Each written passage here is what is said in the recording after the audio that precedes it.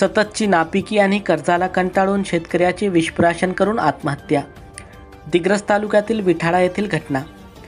दिग्रस तालुक्यातील विठाळा येथे एका 45 वर्षीय शेतकऱ्याने सततची नापिकी आणि कर्जाला कंटाळून आत्महत्या केल्याची घटना आज दिनांक 12 ऑगस्ट रोजी दुपारी 3 वाजताच्या दरम्यान उघडकीस आली. दत्ता बाबूलाल चौहान वय 45 वर्ष, राहणार विठाला, तालुका दिग्रस असे विषप्राशन करून आत्महत्या करणारे शेतकऱ्यांचे नाव आहे. प्राप्त माहितीनुसार सततची नापिकी असल्याने कर्ज कसे फेडावे अशा विवंचनेत शेतकरी दत्ता चौहान होते.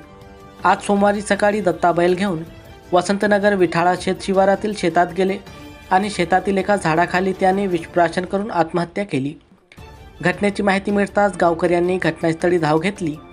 घटनेची माहिती दिग्रस पोलिसांना देण्यात आली. दिग्रस पोलिसांनी घटनास्थळी पोहोचून घटनेचा पंचनामा करून मृतदेह शवविच्छेदनासाठी दिग्रसच्या ग्रामीण रुग्णालयात पाठविले.